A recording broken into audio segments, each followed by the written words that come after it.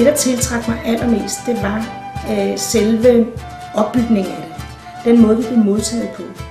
Den der rolige introduktion, kan man sige, både til børnene og sådan set også til os. Og det der med, at vi ikke styrede.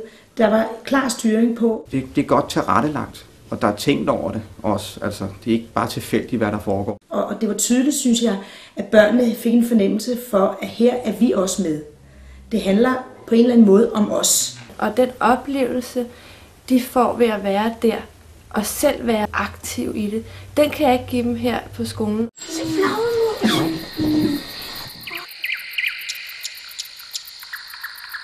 Jamen udgangspunktet for at besøge det latinamerikanske marked var jo, at vi havde et tema, hvor vi skulle arbejde med børn fra andre lande.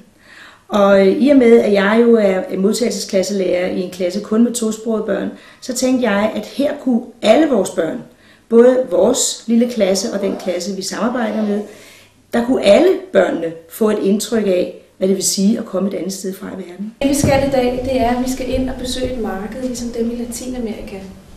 Og I har jo set en film om en pige fra Latinamerika. Kan I huske, hvad hun hedder? Ja.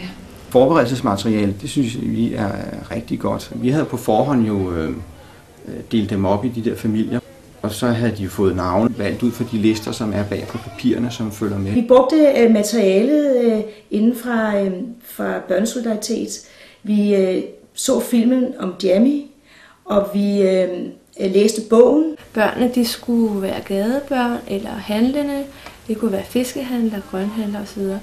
Og det brugte vi tid på. Hvordan handler en fiskehandler?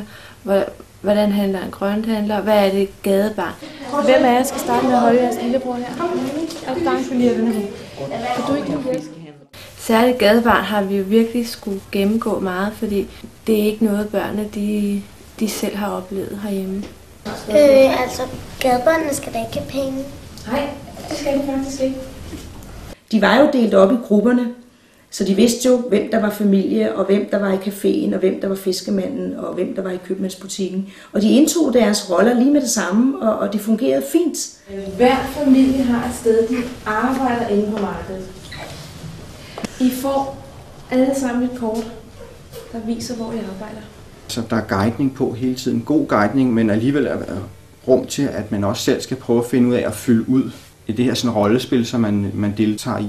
Vi kom til at sidde på de små måtter, og børnene fik tøjet på, som de har på i Latinamerika. Det var jo som en stor leg, kan man sige, i et meget anderledes miljø. Lige præcis i den alder, der tror jeg, at identifikationen er meget vigtig. Lastbilen er kommet nu, så I er nødt til at komme ned ud.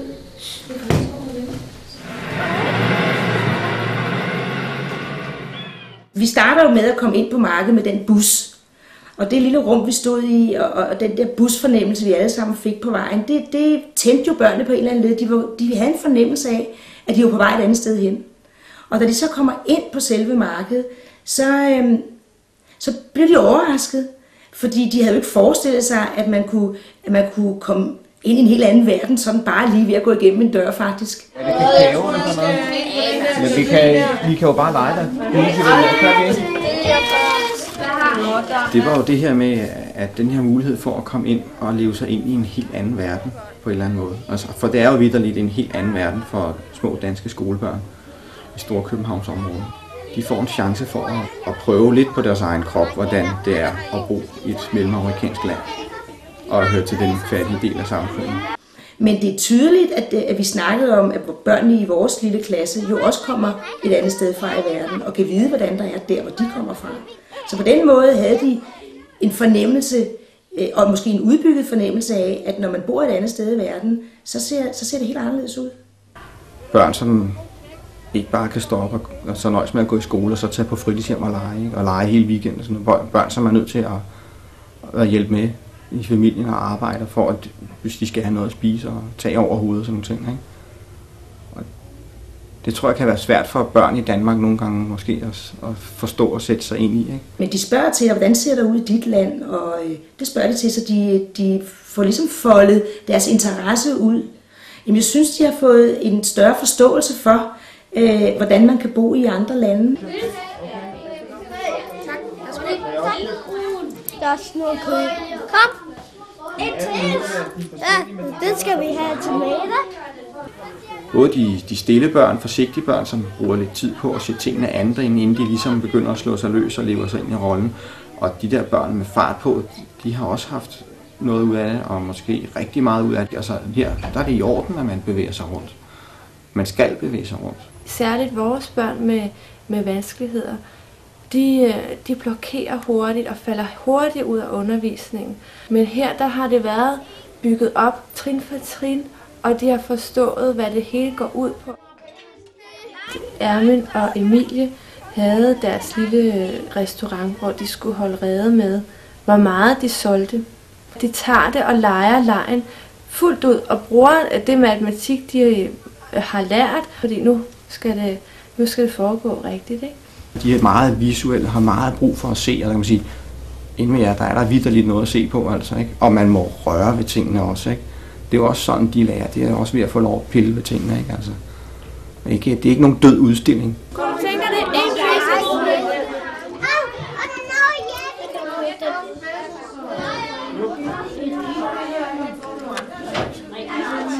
Jeg kan se den måde, som den store børnehaveklasse, vi jo samarbejder med, som vi også var på markedet sammen med, deres tolerance over for de tosprogede børn, vi har inde hos os, flytter sig.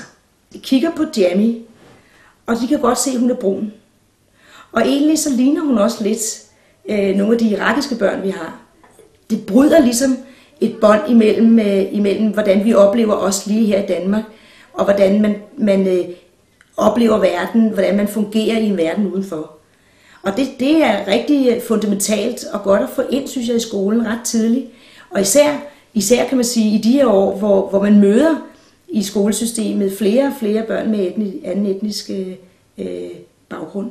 Så på den måde bygger markedet og selve det her arbejde en bro imellem kulturer, kan man sige, i hele verden. Hele opsætningen omkring markedet, det har været meget inspirerende. Jeg synes, at det latinamerikanske marked har fundet en rigtig god måde at få formidlet begrebet solidaritet og samarbejde på.